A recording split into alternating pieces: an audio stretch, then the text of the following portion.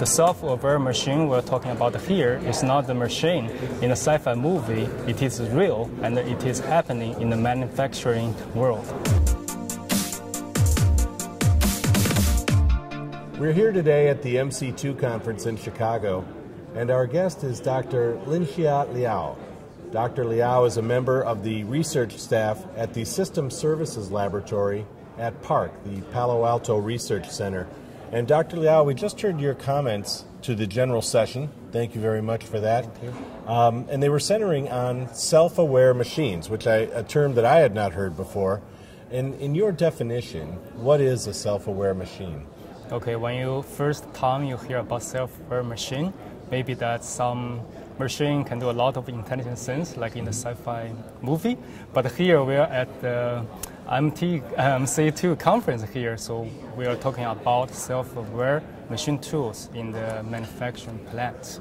So we're trying to basically build a intelligent machine which has the capability to be aware of what's going on with the equipment condition itself, and also be able to aware about the workpiece conditions and also what work operating condition the machine is working under. And based on all the data we collected, we're going to build analytics model, try to basically predict the failure and predict what's next necessary maintenance, for example, action is necessary in the future. So all in all, we are going to make the data transparent and get insight from the data to enable actionable actions. Is the machine only aware of itself and what's going on within it, or is it bringing in external data as well and combining that? Yeah, the first step I think is data fusion. Like I presented there, we're using MT Connect data to get those parameters about the control and also some of the processes. And we also combine additional data from the actual sensor, like vibration and the temperature. And what we do is to bring the data together, try to see if we can find something is wrong going on with the machine. And then from there, you're getting into predictive analytics that are combining this, and is that real-time things? Mm-hmm. The return of that data, the data fusion as you called it, is a real-time thing, and the machine is self-correcting? I think there are two steps. The first step is the data fusion. It is, yes, we do this real-time analytics. As the data is streaming in, we basically trigger the analysis and try to derive information for that. I think the second stage is like talking about machine connection.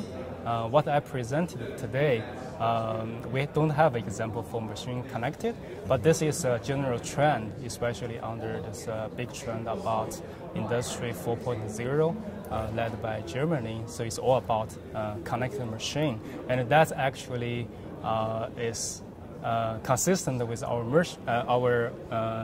vision about self-aware machine, which is total autonomous, and the machines, self-aware machines, are able to talk with each other and coordinate with each other to accomplish higher level of tasks. And I think always as part of this conversation, we talk about higher awareness, self-aware machines, interoperability. Mm-hmm. There's always the question of what is the role of the human being in this then as well. And I know you touched on that a little bit in your remarks. What is the role, in your opinion, as we continue to heighten the awareness of the machines?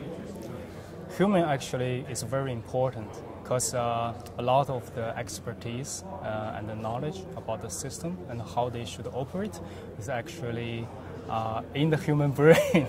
And we should definitely include that in our model to let the model become more aware and smarter, try to predict the future. So what I presented there is basically a thought about how to use the human in the loop to provide feedback to our analytics results, so we can basically interact with human and try to make the analytics more accurate and smarter.